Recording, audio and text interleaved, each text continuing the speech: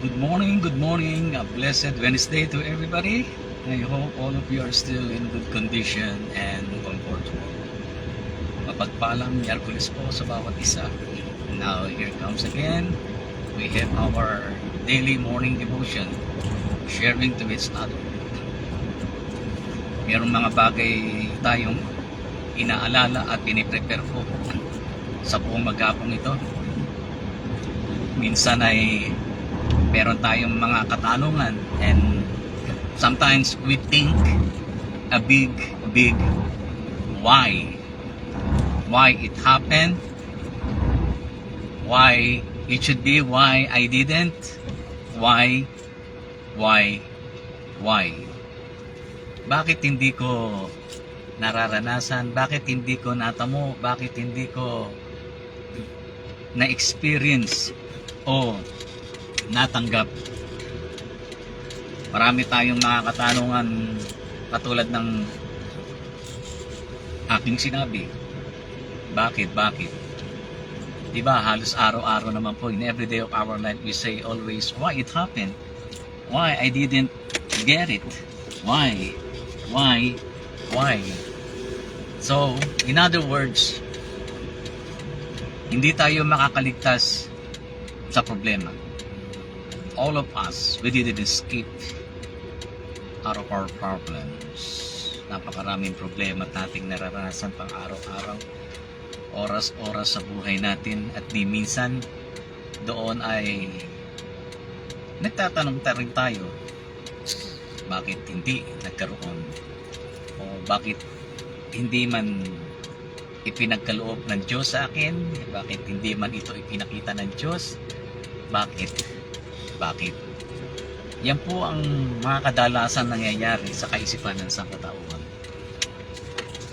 Dahil nga po, maaring may pagkukulang, o maaring sumobra naman, o maaari naman na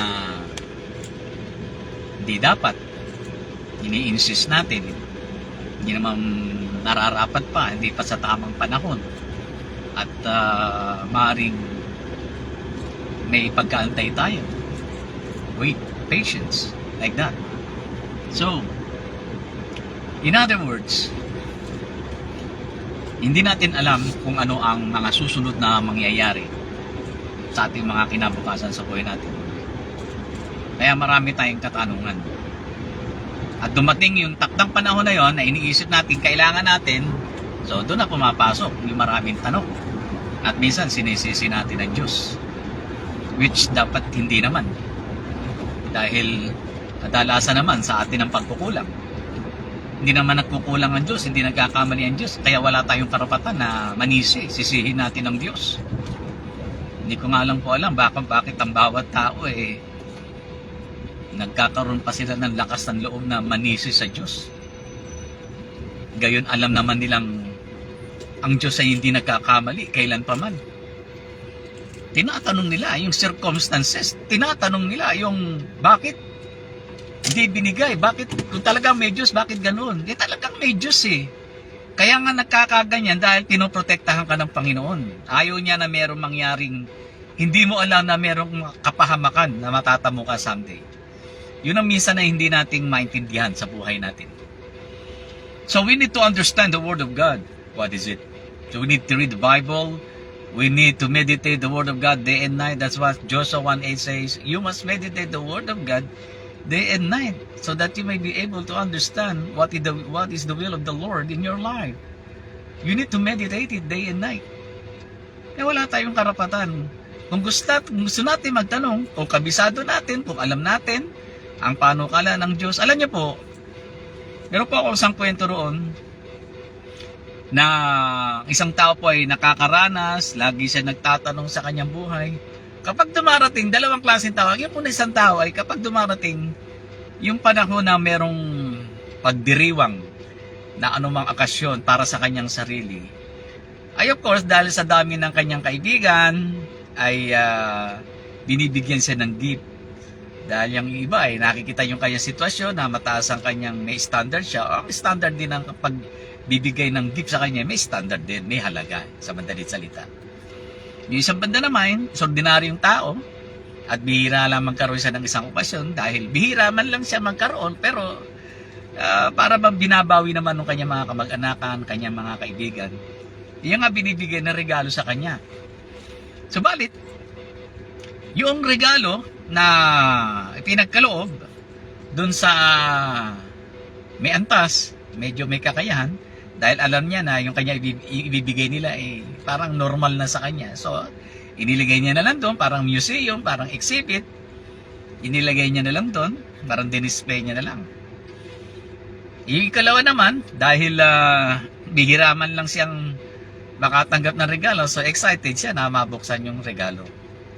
At siya'y nagalak kapagkat nakita niya sa tanang buhay niya, ni minsan hindi niya nakita yon at perfect time, hindi niya inaasahan na sa magitan ng araw na yon ay matatamuyan yung kanyang mga pangailangan. So, dumating ang matagal na panahon, pareho silang dumaan sa pagsubok. Parehas silang dinaanan ng problema. Parehas, walang pagkakaiba. Kaya lang, sa kanilang dalawa, yung mismo nakararanas ng problema, may pagkakaiba. Yung isa ay may standard sa buhay. Yung isa naman ay medyo middle class lang. Ayan, dahil talagang kung hindi siya kakayod, hindi siya magtatrabaho, wala siyang mabibigyan, hindi niya masusuporta yung sarili niya. Hindi katulad yung may standard na tao, kahit minsan may magliban siya o whatever, dahil meron siyang inaasahan. So in other words, dumating ng maraming problema, mga pagsubok, pareho nilang naranasan, parehong degrees ang problema ang kanilang naranasan sa kanilang mga buhay. Subalit merong lamang pagkakaiba. Ang pagkakaiba po roon ay yung pong may standard, kapag nakararanas siya ng mga problema o anumang karamdaman o anumang mga kapigatian, ang kanyang laging ibinubungad ay ang kanyang pinapakilos, ang kanyang mga mekanism, dahil meron siyang kakayahang magbigay, magsuporta. Kung ma-hospital man siya, mabayaran yung mga hospitalization, wala siyang problema. Kaya relax lang siya. Hindi siya nag-aalala dahil meron siyang pananalapi. Isang banda naman, yung isang medyo middle class, dahil nga sangkahig lang siya, kundi siya magtatrabaho, kundi siya mag-iipon nung nararapat para sa kanyang sarili, ay hindi niya masusustinahan ang kanyang buhay.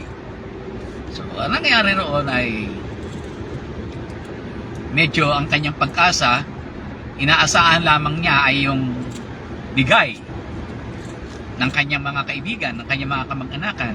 And instead, ang inaasahan niya lamang ay yung kung paano matutustusan ito pang araw-araw, at higit sa lahat ay ang kanyang pananalig, pananampalataya sa Panginoon. And this is the weapon that he has only on his own.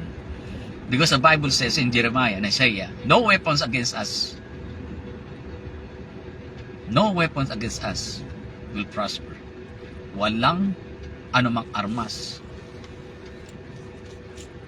sa anumang darating sa buhay natin na magtatagumpay. No weapons against us shall prosper because we are the sons and daughters of the living God. Kaya ito yung pagkakatanda natin. So ngayon, in other words, dahil sa kanya, yun ang matibay, ang kanyang pananampalataya, umaasa siya na ang Diyos lamang ang magkakalinga sa kanya. At ang nangyari, dahil pareho sila nakaranas ng sakit karamdaman, pareho silang nasubok sa problema, ano ang mga suliranin, unang-unang sa lahat ay nung nagkaroon na ng paghihirap yung may standard na buhay. Bakit? Dahil medyo relax na siya sa buhay, meron nga siyang kakayahang magbayad, at uti-uti ito ay nababawasan. Hindi niya alam dahil sa kanya relaxation nawawala. In other words. At dumiting yung dugto sa hamahabang panahon, hindi lamang sakit karamdaman o anumang mga meron siyang bisyo o anumang layaw sa buhay, hanggang sa nakita niya sa kanyang sarili na siya ay lugmok na. Ngayon natuto siya ngayong mag-complain at tumawag sa Diyos. Nagtanong siya bakit? Bakit ganito nangyari? Dati naman meron akong halaga. Bakit ngayon parang wala na? Parang wala na akong silbi. Ano kaya sa palagay ninyo? Hindi katulad ng isang standard lang na ang kanyang palagi ang iniisip ay nananalig siya sa Diyos, ano man mangyari, dahil boy ang Diyos, hindi siya pagkukulangin ng Diyos. Sa palagay niyo po ba ay saan kayo napanig dun sa dalawa? Ano ang karanasan ninyo dun sa uri ng naranasan itong dalawang taong ito? Naranasan niyo po ba na kayo ay merong kakayahan sa inyong buhay dahil kayo ay matalino, meron kang pananalapi, marami kang connection, at malakas ka. Subalit, kapag wala naman sa'yo yung pag-ibig talaga na kalinga ng Diyos, darating ang panahon na lalapit ka rin sa Panginoon. At una namang siyempre bubukas sa ating bibig, bakit? Bakit nangyari ito sa akin? Yan po yung isang bagay na dapat nating alalahanin at pag-uusapan po natin ngayon at patuloy po natin pag-uusapan sa mga susunod na araw. Yung pong mga katanungan yan sa inyong mga buhay, hindi lamang po kayo ang nagtatanong. Ito may dumarating sa lahat ng tao. Mataas man ang antas sa lipunan ng iyong pamumuhay, ikaw man ay pinakamahirap, ikaw man ay nasa standard, class A, class B, class C, class D ka man. Lahat ay dumarating sa atin yung tanong na bakit? Wala pong exception doon. Walang exemption. Hindi lamang nagtatalong ang bakit para sa mga mahihirap. Lalo-lalo na, nakakaranas ito, higit sa lahat, yung mga meron and then biglang nalugmok. Maraming katanungan dyan, bakit?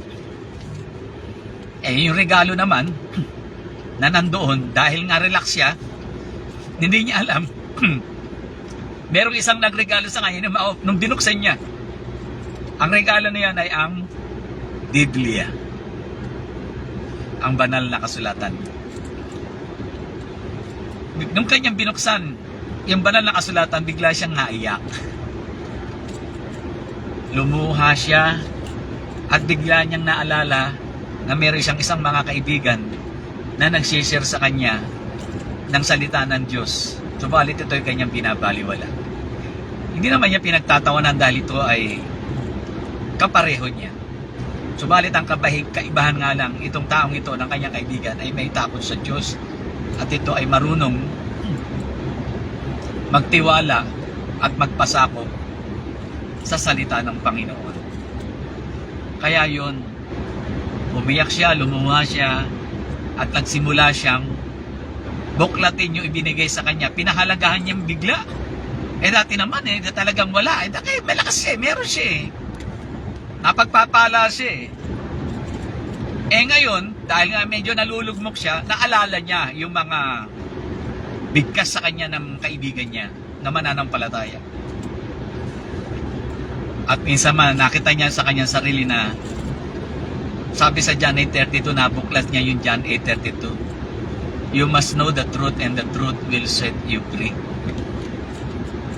Malalaman mo, makikita mo ang katotohanan at ang katotohanan ang siyang magpapalaya sa iyo. Alam niyo po, ganito po nangyari nung ako po ay baguhan pa lang mananampalataya. Yan pong versikulo na yan, message na yan, ay yan po ang aking ikalawang nabasa nung ako po ay nagbuklat ng banal na kasulatan. Ang unang word po na aking narinig sa magitan ni Brother Eddie Villanueva ay yung for God so loved the world that He gave His only begotten Son, that whosoever believe on Him should not perish but have an everlasting life. Yung pong John 3:16 na yun. Ang ikalawa, ako'y natutong magbuklat ng Biblia, yan po ang aking nakita. Kaya nung makita nung mayaman, yung John 8:32, nagsimula siyang bumalangkas sa ano tong katotohanan na to. And then, in other words, sumalaunan ay natuto siyang magtanong doon sa kanyang kaibigan na bakit ngayon lang? Ayun. Iba naman ngayon yung sitwasyon. Dati bakit puro mga paninisi, pagdududa, bakit nangyari sa kanya? Subalit nung siya ay magtanong sa kanyang kaibigan, bakit ngayon lang? Bakit ngayon ko lang nalaman, nabasa ang mga salitang ito? So, hindi pa naging huli lahat. Nagsimula sila magkaroon ng pagpapalitan, nagsimula yung kanyang kaibigan na ipaliwanag na kung ano ang dahilan, kung bakit, at kung ano nararapat yung mga palatuntunan ng salita ng Panginoon hanggang siya ay matuto at nagsimula siyang mag-submit sa salita ng Diyos.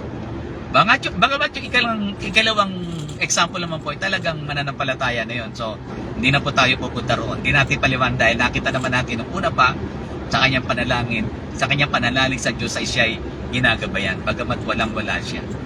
Subalit, ang binigyan ko po ng pansin na yung pong unang may standard.